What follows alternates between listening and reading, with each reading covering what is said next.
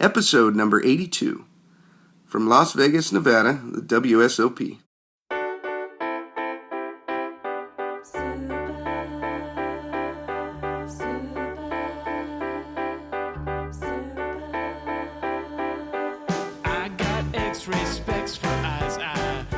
Welcome to the Heads Up Poker Podcast. This is Steve Barton, and thank you for tuning in. I just really want to thank you guys. Thank you for everything you do. Thank you for sharing. Thank you for all your tweets. Thank you for all the sponsoring you guys are doing. I really appreciate it. So thank you. I am out here. I rented a room at an Airbnb. Pretty cool. I've got my own place with, my own room. I'm able to cook and, make all my smoothies and everything for when I go out and play the tournaments. And I've been out here now for about, I think, is this my third day or my fourth day? I don't know. I've been going to sleep at like 4 in the morning and then waking up at 1 in the afternoon. I'm all jacked up when it comes to time. But that's how it goes when you're playing tournaments. But I'm out here in Las Vegas. I'm about 10 minutes from the Rio down the street, and I'm about 2 or 3 minutes from the guys at the TPE house. I was there last night hanging out with them. That was a lot of fun. I didn't get to sleep last night until I think 3:30 or something like that. We were just up all night just talking poker and watching Jeopardy. And so that was fun. Last week, I caught a little bit of heat from my comment last week about the TSA. I feel like I need to clarify that. After I listened to it, I'm like, oh yeah, I can see why not too many people like that. That did sound pretty fucking racist. So let me clarify that. That was me after 36 hours in an airport, frustrated as hell. But basically, what I'm saying is, I think that the TSA, when they're screening people, there's absolutely no reason why spending that much time in an airport, going all the way down from Colombia, and I think we had to take 4 or 5 flights to get back home. I went through a lot of TSA, and all the travel that I did down in Panama and like that, I've had to go through security at least a dozen times. And I've seen some asinine things. And one of which I talked about last week was a 14-year-old girl in yoga pants getting basically strip searched by the TSA agent. And another one was a family of 4. They had twins in a stroller, and they all had to go through security and break down the stroller and put it through the fucking x-ray machine. And it's just like, why are we wasting everyone's time sending these people through when they're obviously no threat? If you have some kind of fingerprint software or facial recognition software, the TSA could tell instantly that 99.9% of the people can just go right through. You don't even need. You can take your water bottle. You don't have to go through the X-ray and the metal detector machines and all that stuff. But one thing you could recognize if you had facial recognition software or even a fingerprint system is you can recognize crazy, right? And that's really what we're looking for. We're looking for crazy. So when you put your fingerprints down on that thing and it comes up and you're a felon and you spent some time in jail, or that's a guy that we want to pull aside and we want to check your backpack. If that comes up and it shows that you own 30 assault rifles, well, maybe we should send you through the metal detector, right? But if you're a small child, if you're a family with twins in a stroller, sending those people through the metal detector and holding all God's children up is just a waste of everyone's time, and it's completely asinine. That's all I'm saying. Okay, got that out of the way. Let's see. Before I came out to Vegas, I did a session with Elliot, and I don't know why I've put that off for so long. I have all his hypnosis tapes. I listen to him religiously. I even listen to him before I go to sleep, but especially after playing poker, it really allows me to wind down from the day and let go of all those hands that, I made a couple of mistakes during the day, and I can let those go. And anyways, I finally did a session with Elliot. I think what it was I was kind of scared. I was afraid of what was going to come up. And but anyways, I did it. And he's not cheap. It's $250 for an hour and a half, a 90-minute session. But basically what he does is the first half hour or so, 45 minutes maybe, is him just kind of getting to know you and finding out what kind of poker player you are, what limits you play, and where you want to take your game. And then after that, he kind of puts you in a meditative state. So you lay down and you listen to his soothing English voice, and the next thing you know, you're not in a trance, but you're extremely relaxed. And basically what he's doing is he's kind of talking to your subconscious. And what came up for me, an issue that I was having, and that I'm kind of even embarrassed to talk about, but was when I got down to a final table, I would start to feel kind of anxious, and I would feel a little bit of anxiety. And what I was doing is, when I got to the final table, I would order a beer, and we can all see the gross mistake that would be when you're getting down to the final table, and when the money matters the most. That's when you drink a beer to to calm down. But what it came down to, and this is probably going to sound kind of crazy, but he takes you back, and he says this is very common with everyone, is some little incident like that. The issue was really the anxiety that I was feeling the closer I got to the top three spots. And what I was doing was I was trying to compensate for that by mellowing myself out by having a couple of beers. And it came down to an incident that I had, or something that happened when I was a kid. I was 2.5 years old, and I have a little brother who's 5 years younger than me, and I also had another brother that he died when I was very young. He didn't live long. He only lived for 3 months. When he was born, he had a hole in his heart. And anyways, I remember holding him when I was a kid. And I remember my mom telling me that he was really sick, and I didn't understand it at the time, but that I'm kind of getting teared up actually now that I think about it. But that time that I was holding him, that was the last time I ever saw him, and after that he died. He didn't die in my arms or anything, but that's the last memory I have of him. And for whatever reason, that incident translated to anxiety that I felt at the final table of poker tournaments, and I was dealing with that by having a couple of beers, which is the worst thing you can do. I would love nothing more for me to get to a final table and see all 9 other players drinking. I mean, that would be fucking awesome, right? That would be a huge edge, and I was just handing that over to my opponents without even knowing it. So anyhow, after doing the session with Elliot, I haven't had a final table yet, but I am. I'm really excited when I do. I can already tell that what I let go of during that session, I know it's not even going to be an issue. So, hands down, I would highly recommend Elliot. If you don't want to pony up 250 bills for a session, just start out with one of his MP3s. You can get a free one. You can click on the link in the show notes titled Free MP3. It's a little 7-minute tilt buster meditation tape. It's only 7 minutes long. Just listen to it the next time before you play cash, tournaments, whatever your game is. He has MP3s for effing everything. I mean, online MTTs, live MTTs, spin and goes, live cash, online cash. I mean, final tables. He's got it for everything. So check it out. It's free. You got nothing to lose. And if you do end up buying some of his MP3s, if you use the code HUPoker, you're going to get yourself 10% off. So, I did that session with Elliot. Then I went to, I've played 4 tournaments so far. Haven't cashed in any of them. I got really close last night. I got down to 20 and the top 10 paid. There was 100. I was playing with Carlos. He was in the same tournament. And so was Trisha Gardner. She works with Elliot. I was seated next to her.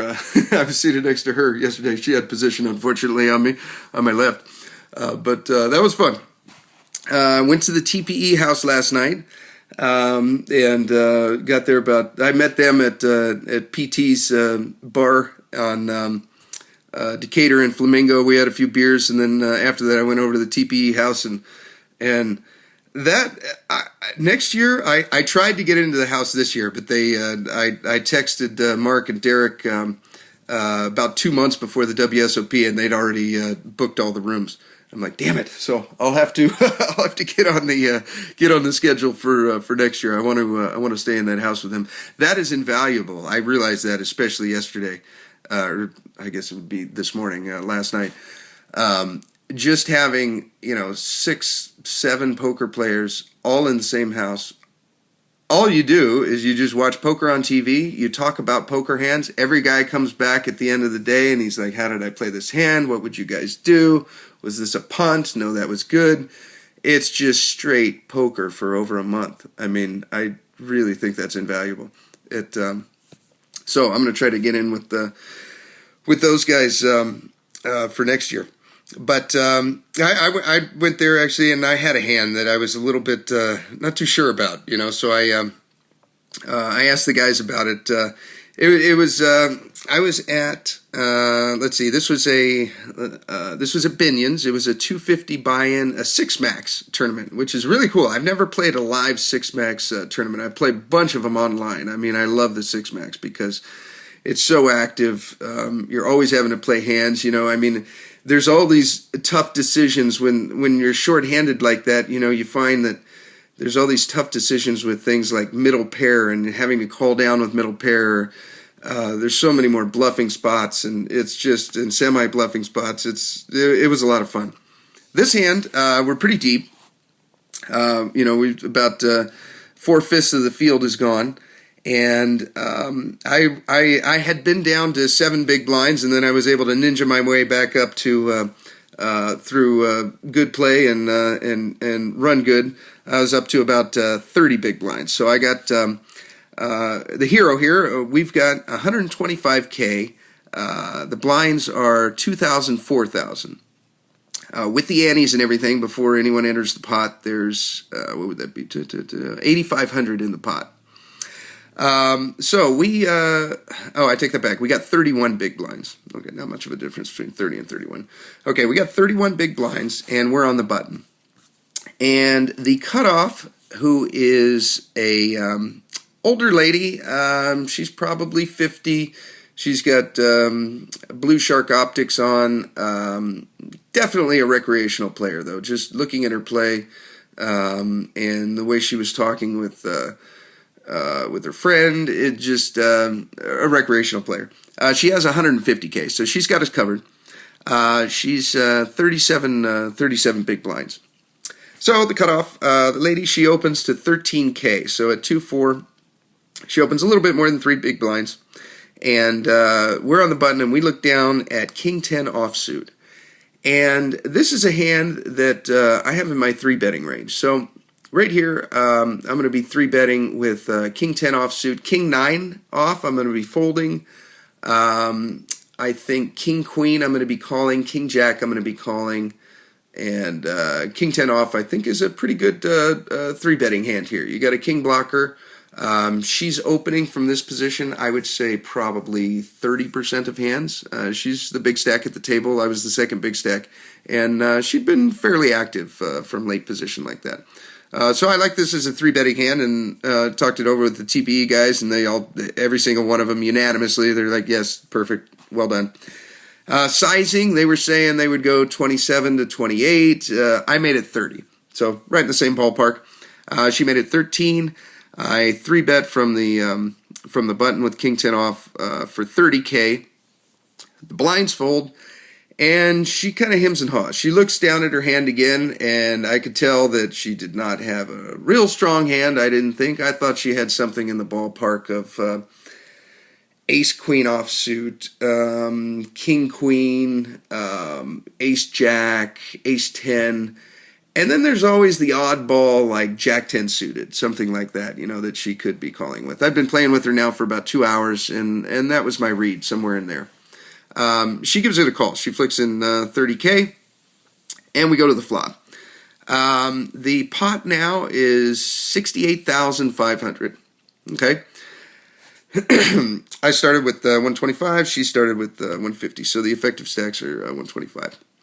The flop is King 8-3. two-tone. So the 8 and the 3 are diamonds. We do not have a diamond. We've got two black cards. I can't remember which one was which. But we hit top pair. We got a 10 kicker, so not the greatest kicker, but top pair when you start the hand with 30 big blinds. Not too bad, I don't think. So she pretty quickly bets out 40K. And this was where I was thinking. I was like, okay, she could have a flush draw, something like ace queen of diamonds, queen jack of diamonds, jack 10 of diamonds, something like that. I mean, there is always the oddball 8-9, something like that that she could have. But in this spot, the part that I'm thinking about is when she bet, she looked very confident. And after watching her play for 2 hours, I kind of picked up some tells of when she was betting when she had a hand, and when she was betting and she had something, but she was going to fold to a raise.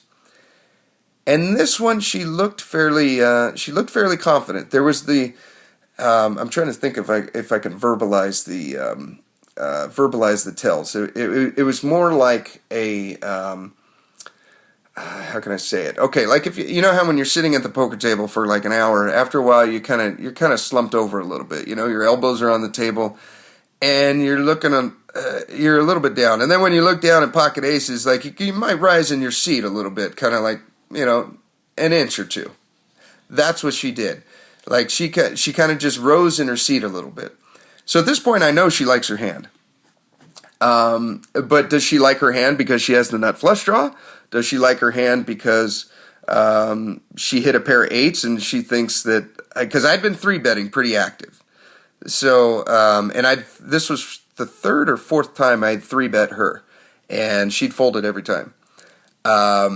So it looked like to me that she was like, okay, this guy doesn't have anything. At least I got a pair. At least I got a good flush draw. She had something. She wasn't doing this with air, in my opinion. She bets out 40K into a pot of 68.5. So healthy bet, more than half pot. At the time I was like, there was something in my head that was telling me that you're beat. I was like, Steve, I think you're beat right now. If you can fold here, have about 100K. But then the other side of me was like, I just don't think I can ever fold top pair here. And talking it over with the TPE guys, Mark Alioto, he said, no, any king. He's like, I don't care if it's king deuce. He's like, you just can't fold. I was like, okay. So I flick in a call. I throw in 40K. And basically, at the time, I remember thinking, okay, I don't want to shove here because if she's doing this with a diamond draw, if I shove, she could get away from it. If she's doing this with an 8, if she's doing this with pocket 10s, pocket jacks, pocket queens, she could get away with it. And does it really make sense for her to bet a king here? If she's going to bet a king, it's got to be a better king than me. There's no way she's raise calling with king 9, king 8, and a worse king like that. She's raise folding there, if anything, and she may even just open fold that. So is she really doing this with ace king? Is she really doing this with king queen? Is she really doing this with king jack? And I don't think that really makes sense from her position, because when she leads out like that, I mean, she's allowing me to get away from like all my hands that don't have a king in it. I mean, really there, when I 3-bet her, I'm going to have ace on a board like this that I'm going to continue after she c-bets. I'm going to have ace king, which is in my 3-betting range. I'm not going to have king queen or king jack, because those are hands that I'm just going to call and I'm not going to 3-bet with. And I'm going to have king 10. I would have folded king 9. And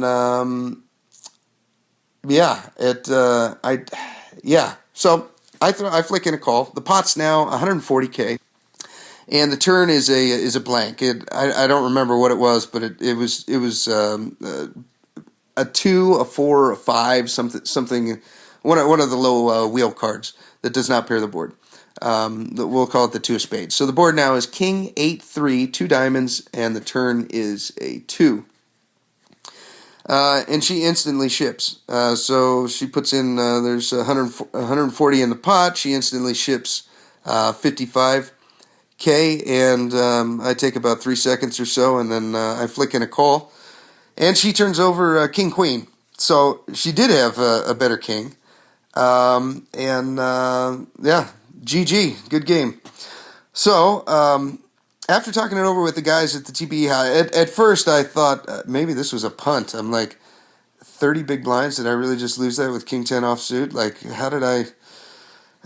what the hell did I do wrong? And all the guys unanimously, I mean, there was, Derek was there, Mark Alioto, Ben Reason, who else was there? Peter Tarsowitz, James Gettinger. They're all like, no, you played that great. She played it terrible by leading on that flop with king queen. I mean, and if I was in her shoes with king queen there, I'm checking every single time because, really, I mean, like you allow somebody to get away with like tens, jacks, or queens. I mean, they could let it go there. I mean, what are you really worried about on that board with king queen when it's king 8-3? Are you worried about? Like, what are you worried about? Like, if I got 8s, well, good game. If I got 3s, I'm not going to 3-bet with 3s, though. So my only probable hands there, and I'm going to continue with, are pocket 8s, which are for a set, which are beat anyways, ace-king, which are beat, and then king 10.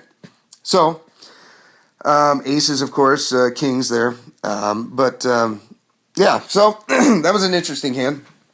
And that was it for that tournament. So where I'm at now, on Saturday, I still have another almost week here. I think today I'm going to go out and spend it with my brother and possibly my godson out there. I'll give them a call and see what they're up to, and then I'll be back at it Sunday. But coming up, I've got Raynard Luna. He's a buddy of mine. We went to high school together, and that was almost 20 years ago. And anyhow, so I had him on the podcast, and I gave him a call. He's back in California, and the audio isn't the greatest, but we basically just talk about poker and his deep run in the employee event. He made a nice run at the Monster Stack in the. And he started out really good at the 888 tournament, but that didn't work out too well. But we just talked poker for an hour or so, strategy. So, without further ado, here's me and my buddy Raynard talking poker. I got supersonic speed that I used to run to you. I stretched my arms for miles and miles. But, well, thank you for coming on the show, Raynard. Let's kind of fill everyone in on how we know each other. We went to high school together. And we graduated in 89, which now that I think about it is almost 20 years ago. No, 98. All right, 80, whatever. And I reversed the numbers, my dyslexia. 98, yes, so almost 20 years ago. But,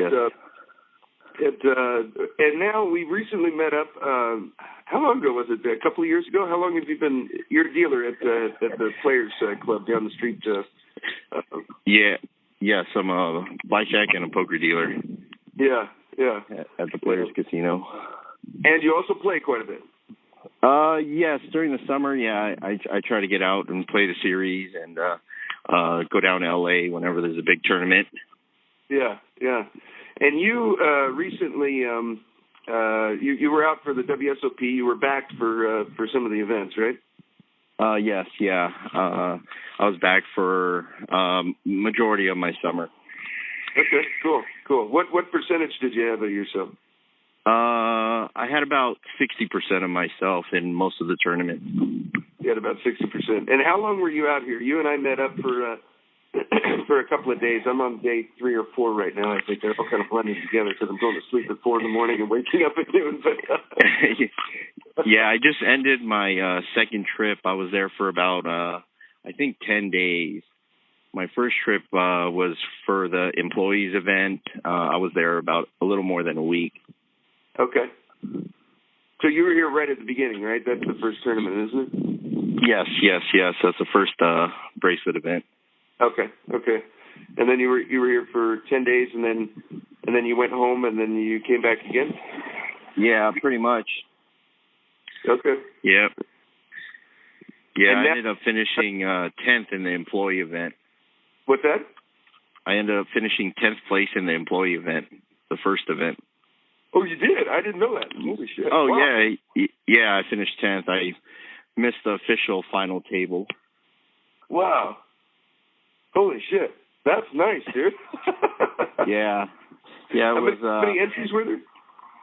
On that one, I think there was like 731, I believe.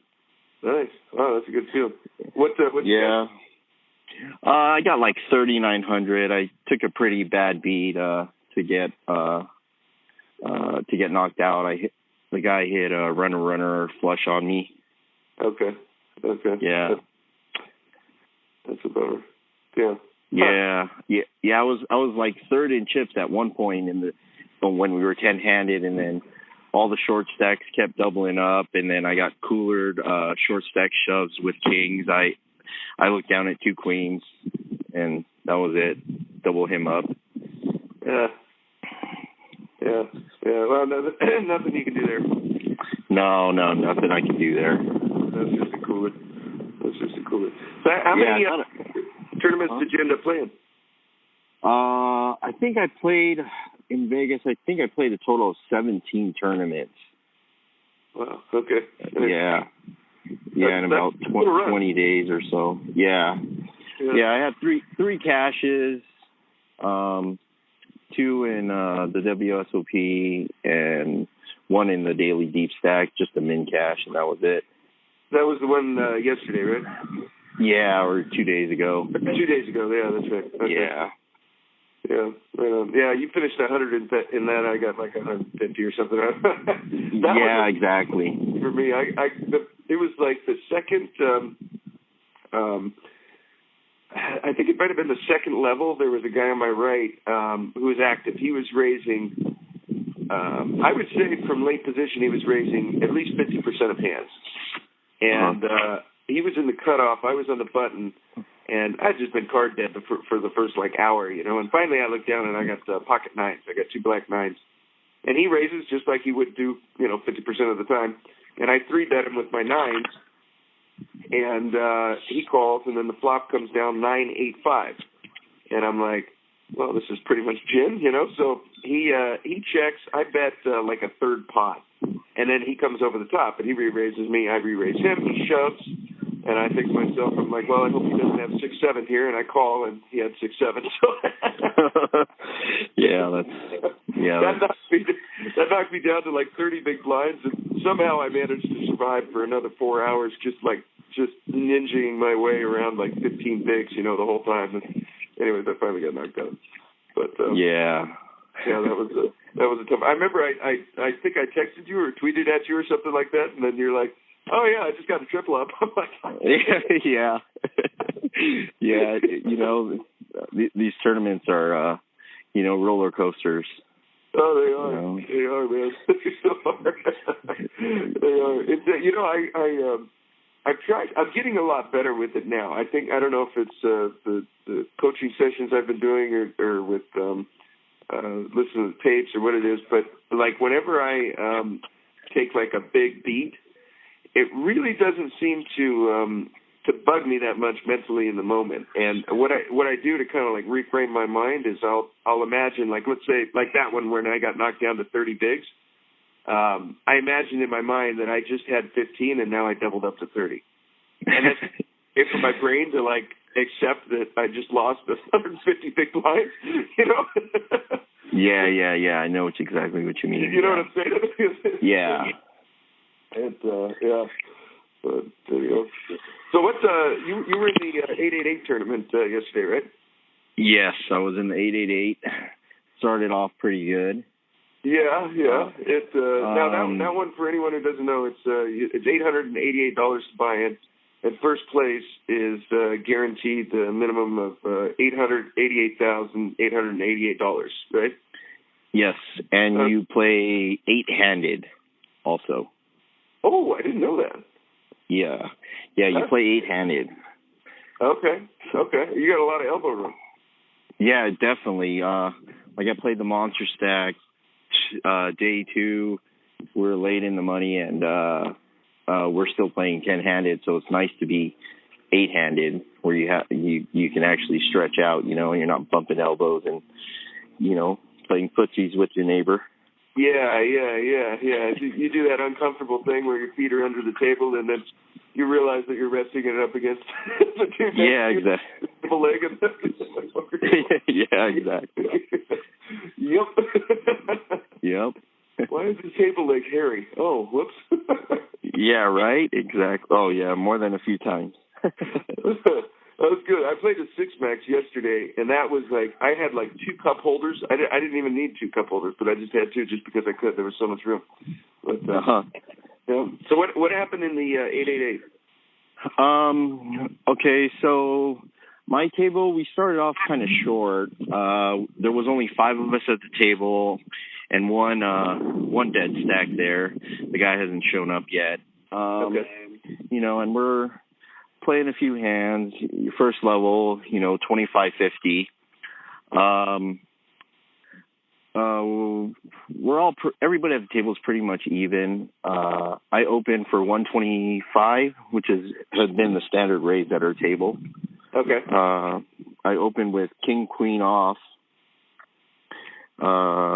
It folds all the way to the big blind. He calls, so it's heads up.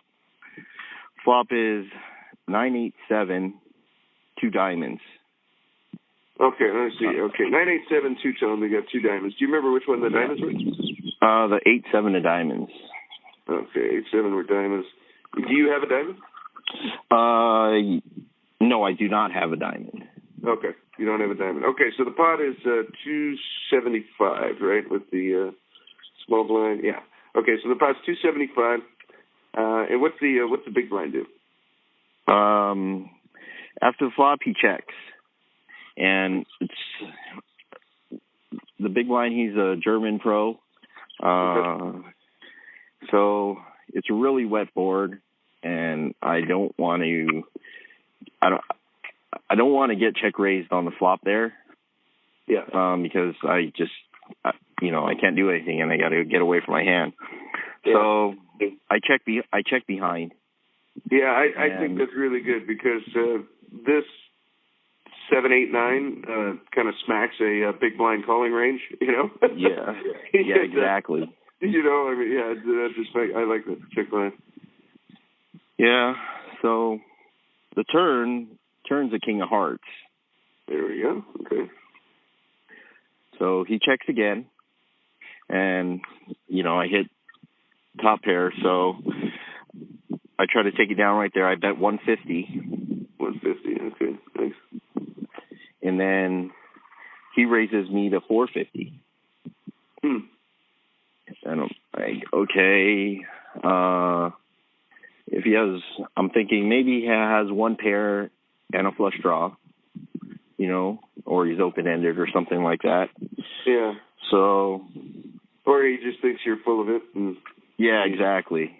Because, that line's kind of weird. Like check, and then check raise, like on the turn. That's kind of... Yeah, it was. And is he like trying to represent ace queen, which I have. He could have king. He could have king jack, king 10, maybe. Yeah. So I decide to call, and then the river is a 4 of diamonds, so the flush gets there. Okay. And then he leads for 1,200, which is almost a pot-sized bet. Okay, let's see. We got 275 plus 900. So the pot right now should be 1175. And what's he lead for? 1,200. So yeah, it was a pot. Oh, okay. The pot. So that's basically bet the pot. Okay. Yeah. So I tanked for a while, and I was thinking about it. It's like, I think he's just trying to steal it because he overbet the pot. He's making the bet look really big to me to make me to fold. Okay. And I was thinking if he had a flush, he'd bet a lot less, to try to get value from a one-pair hand, which I possibly could have, So his overbet made me want to call, and I did call. And he turns over 7-5. He had one pair and a good shot. Okay. Yeah. And then so I win that hand. And what's the starting stack of this tournament? Is it like a 5K? Yeah, you only start with 5K. Okay, you only start with 5K. And how fast? Yeah. The blinds go up every 30 minutes. So it's basically a turbo. It's basically a turbo. The blinds don't go up very fast, but it's still a turbo. Yeah, well, 8-handed, you do get to play a little bit more. Okay, all right. And then 2 hands later was my big hand. I was in a small blind. The cutoff, we just got to 50, 100. Just got to 50, 100. Okay. The cutoff made it. He made it 200. Okay. He just min raised it, and then the button he makes it 675. 675. Okay. And then it folds to me in the small blind, and I look down at 2 10s. And the guy on the button, he hasn't played very many hands. He's pretty tight, and he has 4 hands: ace, king, queens, kings, or aces, and that's what I put him on. Okay. So. And what's everyone's stack? Do you remember everyone's stack size? Cut off the button. Those guys are about starting stack around 5K. I have a little bit more. I have about 8K because of that previous hand where I had the king queen. Okay, you got them covered. So yeah, I got both of them covered. So 10s have been pretty lucky for me in the past. So I just decided to flat there. Okay. All right. So I flat. The cutoff flats. So it's 3 ways. The flop is Jack 7-6 rainbow. Jack 7-6 rainbow. Okay. I check. Okay. And check.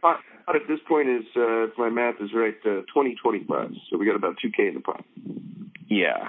Oh, okay. So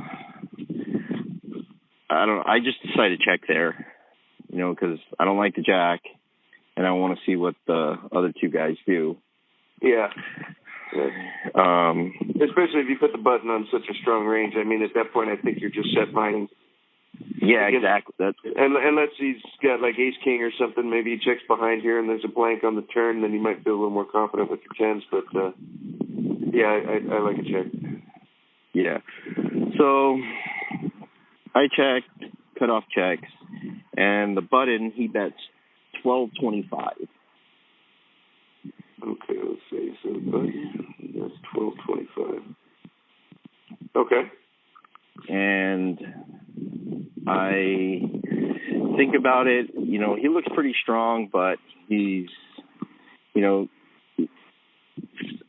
I still put him on ace king, I'm not 100% sure he has aces there.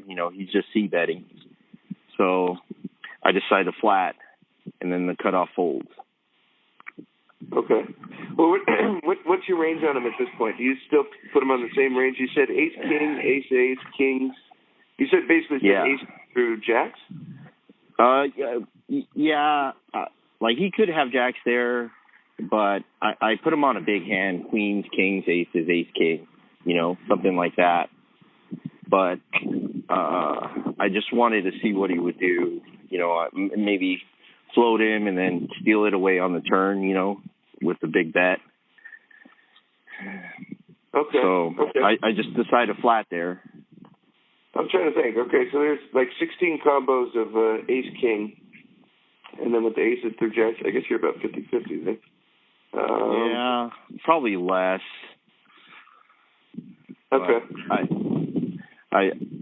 It's probably a bad call, but I called. Yeah, well, I don't know. How confident are you that he's betting ace king there? Because there's a lot of combos to that. I mean, pretty confident because we're still five-handed. We're still five-handed. I mean, everybody's playing almost anything. So it's just a c-bet. That's the way I was thinking in my head. I was like, okay, he's just c-betting. I bet the turn. He might go away. Well, let me ask you this: what do you think he's doing? You said he's playing pretty tight, and he's only 3-betting there with like aces through jacks and ace king. What is he doing there when the cutoff raises to 200 and he has ace queen? Is he never 3-betting? You think?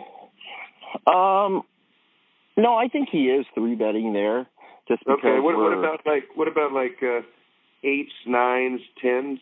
Is he 3-betting with those from the cutoff or from the button when the cutoff raises? Yeah, I think he definitely could be.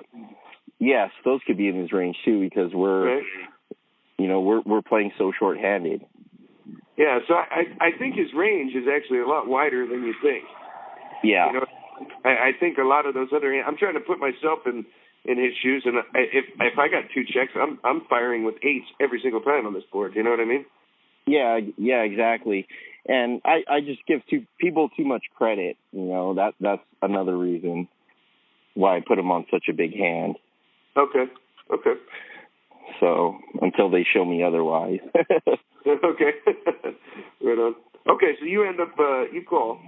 And yeah, I call. And then 50-2025, 75. So we got 44.75 in the pot now. Turn is my magic card 10. Oh, that's always fun. Yeah. Nice. So I lead out, just making it look like, I'm trying to steal right there. Maybe I have ace jack to him or something like that. And he tanks, I let out for 1,700.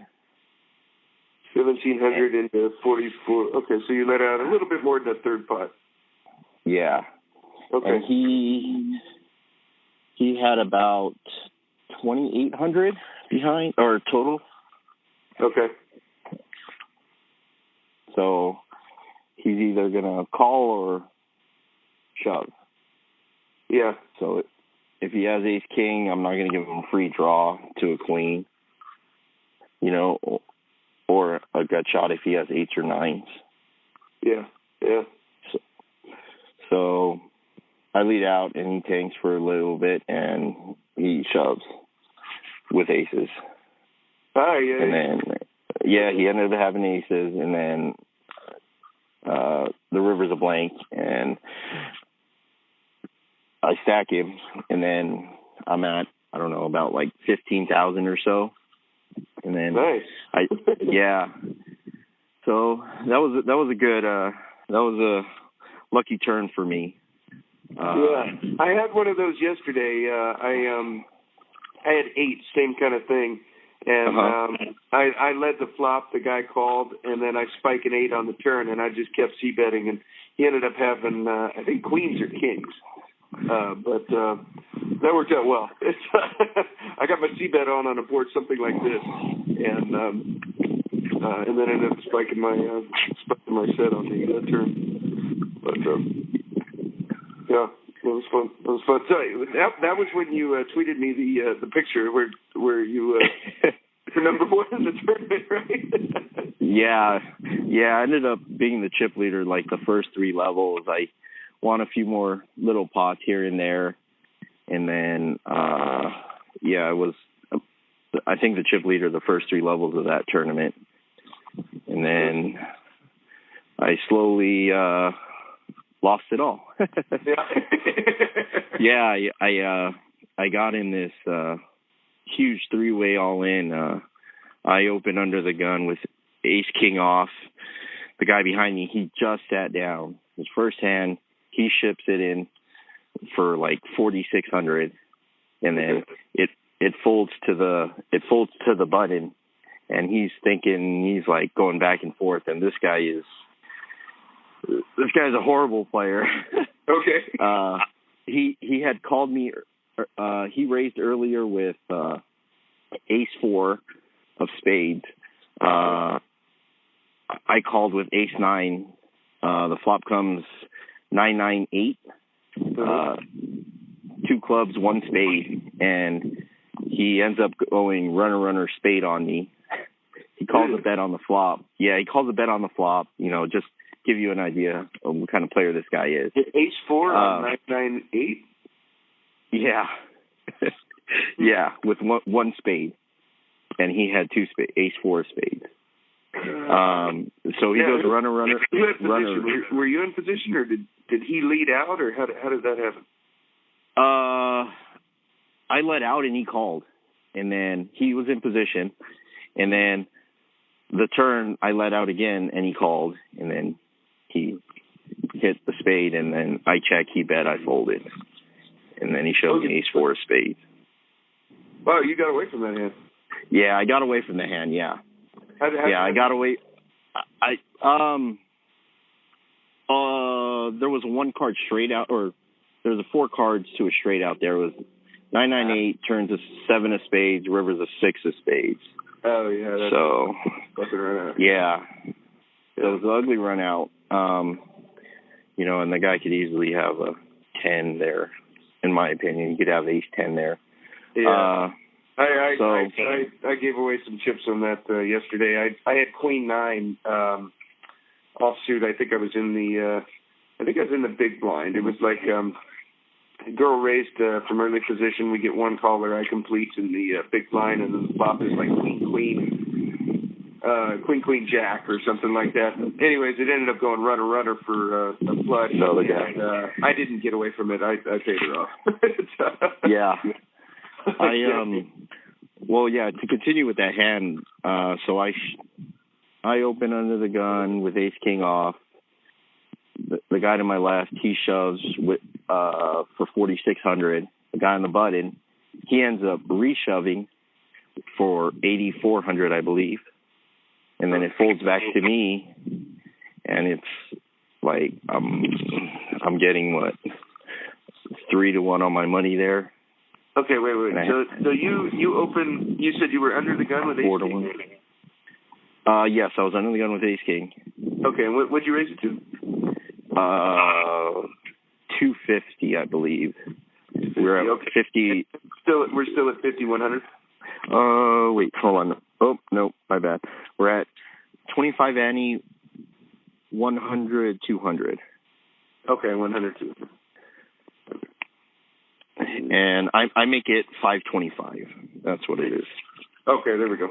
Okay, and what's your back at this point? Do you still have 15K, or are you a little bit less? Yeah, I have about 15 and 16K, somewhere around there. Okay.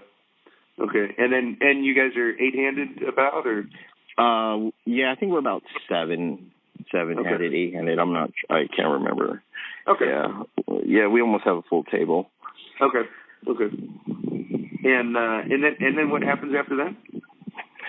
So I was thinking about it, and I'm like getting 3 to 1 on my you raised to 525, and then what happens after that? Who acts after you? Oh, okay. So I raise to 525. The guy behind me shoves for 4,600, and then the button tank shoves for 8,400. And this is the crazy guy with the ace-4. Yeah, this is the crazy guy with the ace-4. And the 4,600, that guy was brand new. Yeah, 4,600 guy was brand new. So I was in a tough spot there, and then I was like, I don't think I'm good enough to fold this, so I call it off. Yeah, I'm trying to before you say what happens, I'm trying to my mind here. Okay, so 7-handed, you raise under the gun. Okay, villain who's brand new shoves all in. See, that seems kind of like, I don't know, that's such a big bet. I mean, It's only 525. In the middle, there's probably about 550, 600, something like that. 4,600. Well, it is kind of a short. Yeah, I guess I don't mind that. Okay, and then the villain. Now, when the first guy shoved, what did he look like? Like, was it quick, or did he just like glance at his cards into the shove, or did he take for 10 seconds, or what was his time? No, he took his time. He looked down his cards, and then he he shoved, but it wasn't like instantly. Okay. You know, he took about 5 seconds, and then shipped it in there. Okay. And what is he, like a 50-year-old Asian guy? Is he a 20-year-old? No, it looks like a young mid-20s. Looks just like any other young kid pro, you know. Regular grinder. Okay. Yeah, regular grinder, pretty much. Okay. And then the villain, the crazy villain, how long did he take? I guess we're not too worried about him. Well, he tanked for, I want to say about 30 seconds. He's all thinking about folding, and then he's all like, no, and then he puts it in there. Okay. You know, I didn't think he had a strong hand. Okay. You know, maybe, I was thinking maybe he has like ace, queen, ace, jack, something like that. Yeah. You know, he's, I think, that type of player to shove it in there with that kind of hand, just because how bad he was playing earlier. Yeah, you know what? Now that I'm looking at this, I don't think I could get away from this either. I mean, you've got, let's see, what is that? Basically 75 big blinds now, and then the biggest villain, he's got, he's got 400 big blinds. Yeah, I'd ship it in too. Yeah, so I do ship it in. The new guy with 4,600, he has ace, king of spades. Oh, and the guy on the button has 2 queens. Oh, that sucks. Yeah. And then the board runs out blank, and he hits a queen on the river to make it even worse. And then, and then I was down to just about the starting stack. Yeah. And then lost the flip, and then I was out. I was out at about the 6th level. GG, good game, huh? Yeah, GG, good game. You know, you know, you got to win flips. You got to win hands like that to win these tournaments. Oh, of course. You know? Yeah. That's it. We've all come back from like 2 big blinds and won a tournament, and we've fucking been chip leader, and then we're out like 3 hands later, and you're just standing there like, what the fuck just happened? I did that earlier this year. I was playing the Mega Millions down at the bike, and I had ace jack. I flopped trips, and the guy goes runner flush, and he knocks me down to 1.5 big blinds at 100, 200. And then I make this huge comeback. Within 10 hands, I'm the chip leader of the table. I end up ending the day with like 393,000 or something like that. After 1 big blind, and then I make it to day 2. That's awesome. So yeah. And then I also I don't know if you know, I finished 280 in the monster stack. Oh yes, I remember you telling me that. I didn't know the exact number, but I knew you. It was a okay payday. Yeah, about 5,500 and change. Okay, cool. Yeah. So how was your total trip? Were you break even, a little bit down, a little bit up? My investors made money. I lost a little bit. How was that possible? Yeah. What was that? How was that possible? Just because I have so much of myself. I lost like $400. Oh, okay. Oh, that's not bad. Great. You know, it's kind of weird the way the math is, I guess. Yeah. Okay. Yeah. So my investors made money, but that's good. Now you got you'll get back next year then, though. Yeah. Well, I'm going to try to go back and go back with a few buddies of mine and play the tag team, and then hopefully pick up. Yeah, I'm trying to. It's not 100%. Okay. I have to I have to get approval from the general, which is my wife, to come back. And then I have to, I'm going to probably play the tag team, the little one drop, and then see if I can pick up a few more investors for the main. And then, and see what happens. Yeah. I played one of those tag team events. It was actually at your casino at the Players. And it was the first time they'd ever done a tag team event. And if I remember right, each player would play for one rotation. One rotation of the button, and then you'd switch. And then once it got down to heads up, I think you switched every hand.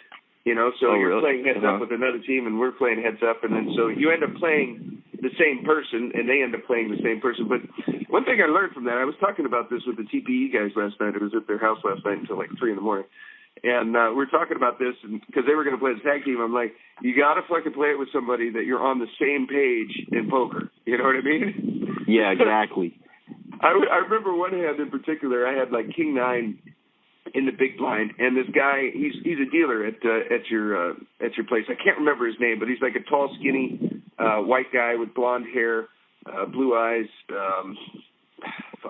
Probably Chris. Fred. We call him Fred. I think it is Chris. Yeah. Yeah. And he shoved from the cutoff with like 9 big blinds or something, and I looked down at King 9 and I just snap call, and my partner was like, "What are you doing? How can you call that fast with it? Just King 9? You should have folded that." I'm like, "I'm way ahead of his range. Like, I played with this guy before. I know what he plays like." Yeah. He ended up having like Queen 2 or Queen 5 or something like that. It was like, yeah. No, it was like that constantly. Like once we got down to heads up, it was funny because we ended up taking second in that tournament. I think we both won like $400 or $500. But I've never been like more pissed in my life because the entire time it was just this constant battle of like, you have pocket 5 there, you have 8 big blinds. Why would you not shove? Like, what are you thinking? Yeah. You got to play with you're on the same page with, or it's just frustrating. Yeah, exactly. Yeah. Yeah. The tag team should be fun. All I know is you need to play at least one orbit. And it's teams 2 to 4. Oh. And it's I believe $1,000 buy-in for the whole team. And if you end up winning it, you each get a bracelet. Interesting. Yeah. So if there's 4 of you on the team, all 4 of you get a bracelet, which is pretty cool. Now, what day is this? Shoot, I don't know. I got to look it up. I believe it's this coming Wednesday. Oh, it's soon. Yeah, it's soon. I'll be here. Yeah. Oh, interesting. Yeah. Well, this might be kind of fun, right now. Maybe we should play this one together. Yeah, maybe. Yeah. I'll let you know. Yeah, let me know. This sounds like fun. So can you just tag out anytime like you want, and then the other player comes in? Like, are there no breaks? Yeah. How does this work? No, I think it's like a regular structure, and then you could tag in and out whenever you want. I'm just not sure if you can do it during the middle of the hand, obviously. Yeah. You probably can't do phone a friend or something. Yeah. Huh. Yeah. Some of those casinos, they give you like a lifeline or, a life chip or something like that where you could take a quick break and talk to your friend about a hand while you're in the middle of the hand, your teammate. Yeah. So I'm not sure if they're going to with Bill. When Bill's not there anymore at the casino, right? He's gone? No, he's gone. Yeah, I was talking about it with him, and I was like, because he was asking me, he's like, how can we improve this tournament? And I'm like, there would be something really cool, like if you're in the middle of the hand, like maybe you get like one like phone a friend card, like where you can kind of stop, show your partner the hand, and be like, all right, this is for our tournament life. What do you think? There's always those decisions where you're like, man, I would really like to ask my partner right now. Right. Well, Planet Hollywood, they do a tag team also. And this is the way I was heard it was done last year. So you and your partner, it's teams of two, I believe, are both playing a stack at two different tables, okay? And they blow off an air horn, and then you switch. And it could be in the middle. It could be in the middle of the hand or beginning, end of the hand or whatever. So, you know, that seemed kind of interesting to me, where it's like, you know, you come over here and, you know, looks like you 3-bet somebody and you have like Jack 10 off or something. You know, it's like, what is my partner doing? You know, it's like, and now you're playing against somebody completely different. Yeah, and you have no idea what's going on. You know, that kind of sounds interesting to me. So that does sound very interesting. That sounds like a lot of fun. Yeah, it does. Yeah, you got a lot of questions for your buddy. What the hell are you doing? I wonder if you can kind of like pass notes on the way from one table to the next. Like, yeah, like I know. What the hell right? is going on in his hand? Right. Exactly. Yeah. That's cool. You know what? I got a couple of hands. Do you still got time? You got to go or? No. I got time. Go ahead. Okay. I got there was this one was kind of interesting for me. This was at Planet Hollywood. What day was this? Not yesterday. Yesterday, the day before. Okay, so 2 days ago. It was at Planet Hollywood. They had a 300 buy-in, and really good structure. It was called the Almost Goliath stack. Okay. I can't remember how many chips you got, but it was a good structure. And anyways, I'm into the tournament a ways. We've been playing probably 4 or 5 hours. We must have been on level 8 or 9. And I get ace-king, and I'm in the big blind. And I've been playing with these same guys for like 3 hours, so you get a pretty good idea, pretty good read on the table.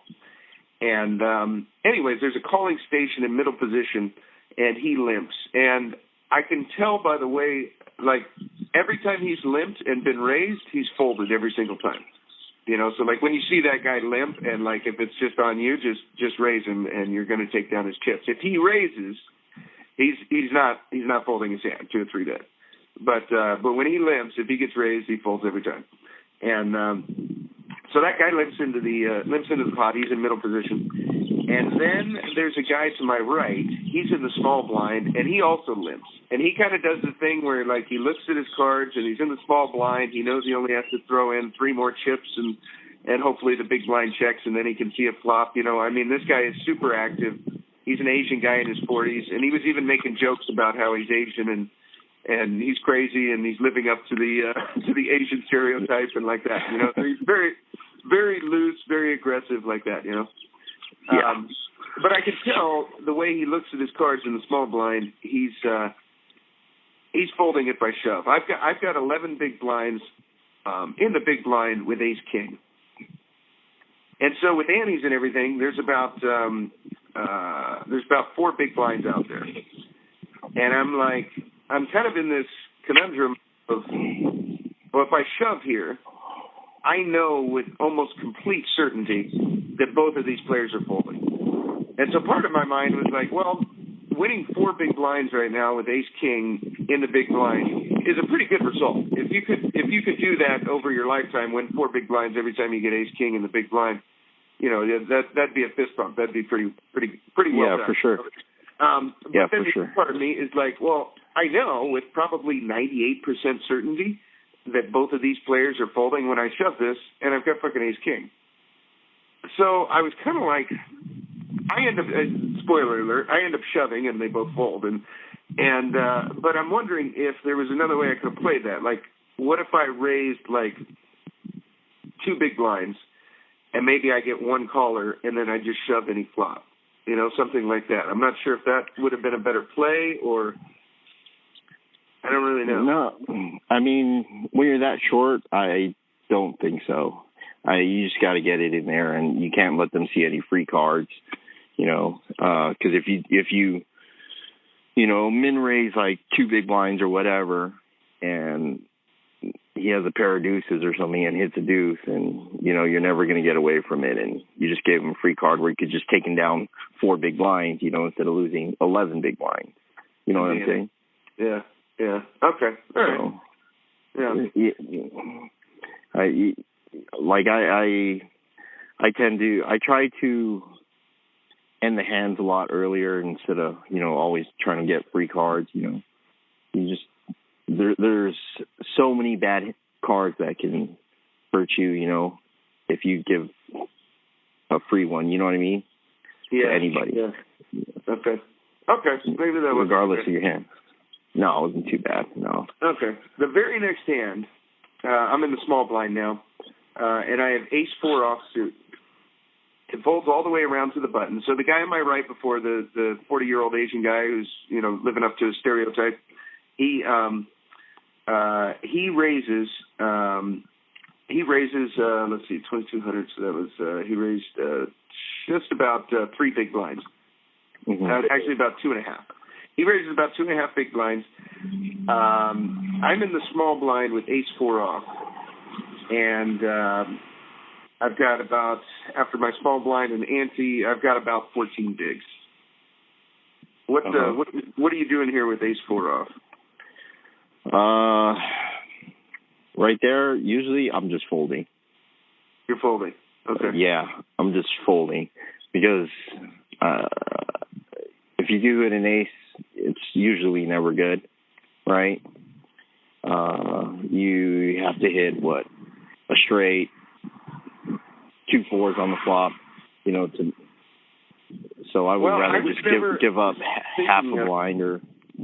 I was never thinking of calling. With 14 bigs, my mind was either I need to fold this hand or I need to shove it. Yeah. With a lot of these structures, in Vegas, a lot of them are hour levels. You can pick better spots. Because I would rather be the raiser or the shover, which is, it's not bad shoving ace-4 there too, I guess, but I don't like doing it there. Okay. I mean, I was thinking at the time, it was a shove. And my reason was because he was pretty active. And although on the other side of the coin, I just shoved all in the hand before. He has no idea that I had ace-king. And then now he's raising on the button. And if I shove again, I don't know that he's going to fold. I was thinking in my mind, I was like, I'm going to shove the ace-4 here, and I know he's opening wide on the button. He's probably opening, 40% or something like that. Yeah. And so I can get him to fold a lot, but I think a lot of the stuff that I want him to call with, stuff like King-Jack, King-Queen, King-10, I was thinking he would probably call me with, maybe even like Queen-Jack he might call me. That was my he definitely could, but he has you covered, obviously, right? Yeah, he does. Yeah. I mean, do you really want to flip with him? That's pretty active guy. You know what I mean? Yeah. I don't. I'd just rather give up half a small blind there and then try to pick a better spot. Yeah, find a different spot. Yeah. Then again, there was kind of a live tell on this one because when he raised, I thought about it for a few seconds and then I started stacking my chips. You know how you keep your 500 chips here and then your 100 chips and your 25 chips, and you take your 25 chips, you stack them on the 100, and then you take that stack and you stack it on the next one. So people can tell that you're about to move all in. You know what I mean? Nobody does that movement, and with 14 big blinds unless they're going to put it in the middle. So I do that movement, and just as I start to pick up my chips and put them out across the line, so it's going to be an all-in bet, he takes his hand and he blocks my hand to stop it. But he doesn't say anything, as if to say oh, you don't want to do that, And I kind of laugh, and then he kind of laughs, and then I pause for a second, and I'm like, well, what the fuck does that mean? Does that mean that he's strong? Because we have a friendly dynamic. He and I have been joking back and forth for 3 or 4 hours, Okay, yeah. And as I'm doing that, he kind of puts his hand out like that as if you don't want to do that. And anyways, I end up, how would you read that? What would you think? I don't know. That's never happened to me before. It's never happened to me before. It's like, I mean, I don't know, like how. I mean, other people might make your movement as an all-in movement, depending on how far out you got your chips. You know what I mean? I got them just past my cards. So my cards are in front of me. My chips were behind. Okay, so if you can picture, my chips are behind my cards. Mm-hmm. My cards are in front with one of the chips on top. And so I took the chip from my card, put it on top of the 25, 25 on top of the 100, 100 on top of the other bigger chips. And then I just moved my chips across so they're in front of my cards, and that's when his hand came out and stopped. So I hadn't played them down. Okay. Well, I mean, I would just, I don't know. I would just fold. I mean, he probably has a monster, I mean, like, I don't know, like in some casinos, that's considered a bet when you get your chips in front of your cards, and you have forward motion. Yeah. So I don't know. I don't know what you can do there, but I mean, I would try to fold if I could. Okay. Yeah, that's what I should have done, because looking back at it now, it seems kind of obvious to me now, because we had this friendly dynamic, and I'm kind of the guy, I mean, you know me, Raynard, like I've always kind of been the friendly guy that, like, people like having me at the table because I'm funny and entertaining, and I get people talking, and this is Nancy, of course, Greg, and like that. You know what I mean? Yeah. And there's always kind of like, when I bust, people are like, oh man, all right, well, this is going to be a little bit boring now. You know what I mean? Yeah, exactly. I think that's what was going on there. Yeah. I didn't listen to that tell. I was like, what the fuck was it? It was such a like brain freeze to me. I was like, what? This has never happened before. Why is he doing this? And I ended up putting my chips in. The big blind folds. He snap calls, and he's got ace queen. And I was like, that was a bad move. So yeah. I maybe you're right. Maybe folding ace four there is right. I don't think shoving it is that bad. Maybe if I have like 16 bigs, I think I might fold that. But 14, I don't know. I think it's pretty close either way. But the fact it's probably close. Out in front of my bet like that. Looking back at it now, that looks like a completely obvious tell, and I should have.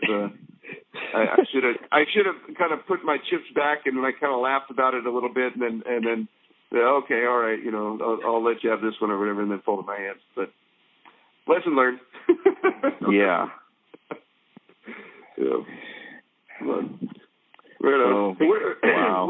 Where are you at now? You with your family? You're out in. Yeah, I'm in Santa Clarita right now, having a little family barbecue on a Saturday. Very good. Cool. Yeah. So nice day out. Beautiful. Very good. Yeah. So, what else? Okay, this is day one. Day one of the monster stack. You start with 15,000. I was probably around over 25,000-ish. And the blinds are 25 ante, 75, 150. And 150. And you said you now have 25K? Yeah, just probably under 25K. Okay. Yeah, I'm not sure exactly. Guy in middle position raises to 650. Wait, the blinds are 75, 150, and he raises to 650? Yeah. Yes. Oh, so I didn't mishear that. Okay. Yes, you didn't mishear that. Right. Okay. So it folds to me on the button. I look down at 2 sevens. They were both red. Okay. I call, right. And the big blind calls. So it's three ways. Okay, and what's the stack about of the middle position raiser and then the big blind? I have both of them covered. Okay. The big blind, he woke up late, so he was getting blinded off. And he just got there maybe about an hour ago. Okay. And he was semi-active, you know. Well, what was his stack size? Do you remember? Was it like? No, it's probably like 13, maybe about 13K. Okay, and what about the middle position guy? He probably had about 15, 16K. 15K, we'll say. Okay, all right. So it's three ways. The flop comes Jack of Hearts, 10 of Spades, 7 of Clubs. Okay, Jack of Hearts, 10 of Spades, and what did you say? 7 of Clubs. Oh, 7 of Clubs. Okay. Yeah. Right. So in the pot right now we've got around I'm going to say about 2,200, something like that, I think. Yeah. Okay. So I flop a set, pretty good. Very good. Yeah, 8-9 is the nuts. Yep. They both check to me. Okay. So I can't give them a free card here. I have to bet, because if the 8 or 9 comes, I'm going to hate my life, you know. No, yeah, so, I totally agree. And not only that, but they could be checking a decent hand here. I mean, like, that could hit quite a bit of their range. You don't want to see a queen come off. Then the middle position guy who raised more than 4x, he could have ace king. I mean, there's a lot of yeah, I totally agree. Yeah. So what was your sizing? I bet 1,600. Oh, you went big. Okay, I like it. Yeah, I went big because there's a lot of draws there. Mm-hmm. For the straight, 2 pair, combos, Jack 10, you know. So I bet 1,600, and they both call. Oh, okay. The big blind snap calls, and the original raiser, he doesn't take that much time, and he calls too. Okay. All right. So the now, turn is let's see, we got about 7K in the pot, about. Yeah.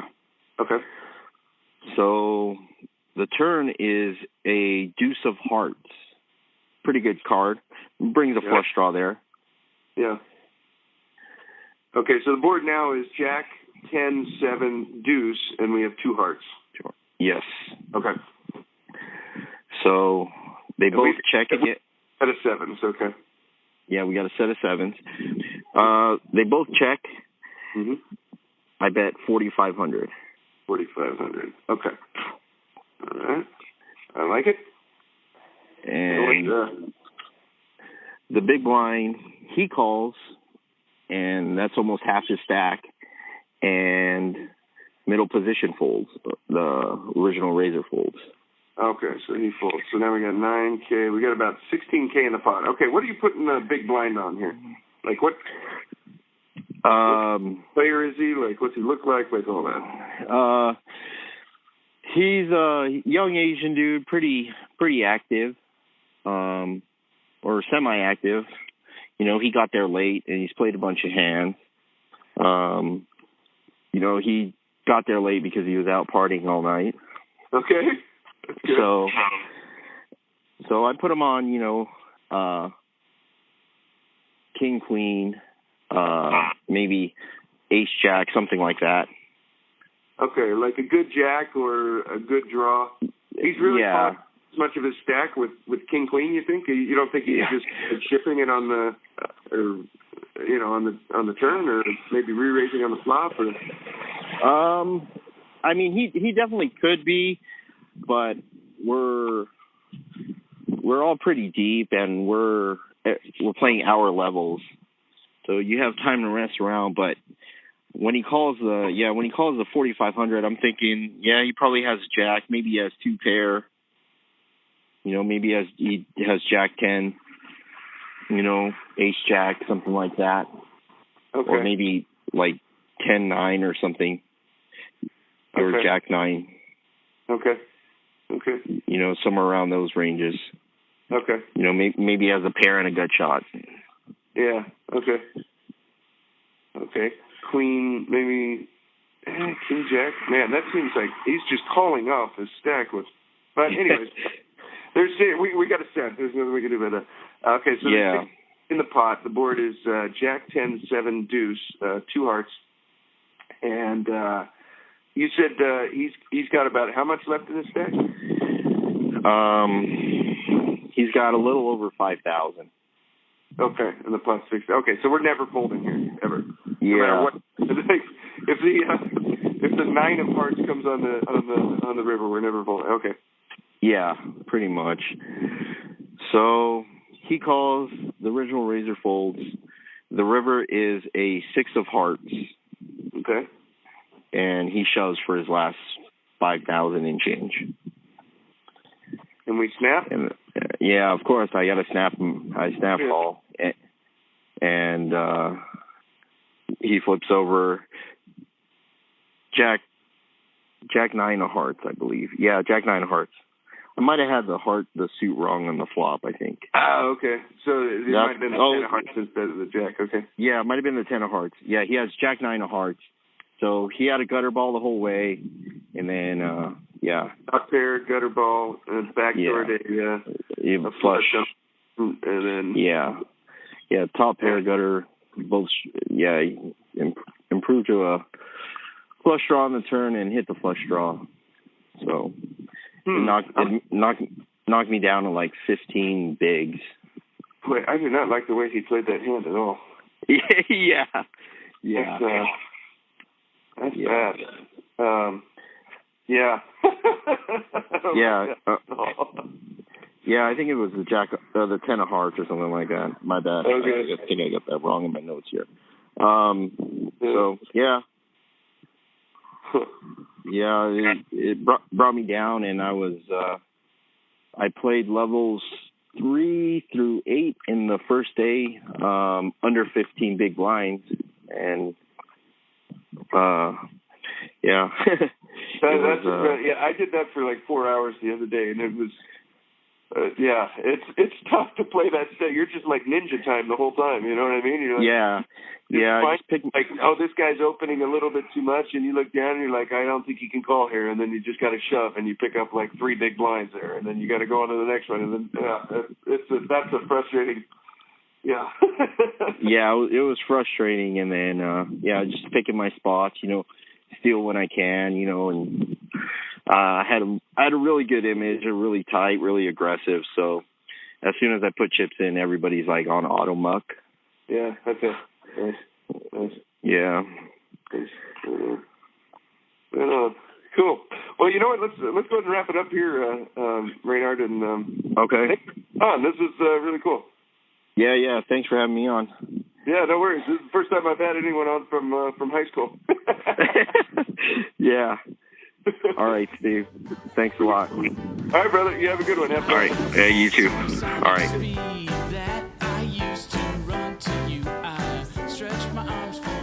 Well, I hope you guys enjoyed that. That was a lot of fun for me. I've never had anybody on that was from my high school before, and it was good strategy. Hope the audio was you're able to listen to it, and thank you guys for tuning in. You can check out our website, HeadsUpPoker.Poker. Go on there, sign up for TPE, and we'll see you on the film. Thank you for tuning in, and here is your weekly motivational speech. It's necessary that you have a plan of action, that you're resilient, that you stick to, that you have the vision and never give up, that you become creative and relentless and keep on coming back again and again and again. And that it's you got to take personal responsibility to make it happen. And that it's hard. Easy is not an option. And when life knocks you down, jump back up and say, it's not over until I win.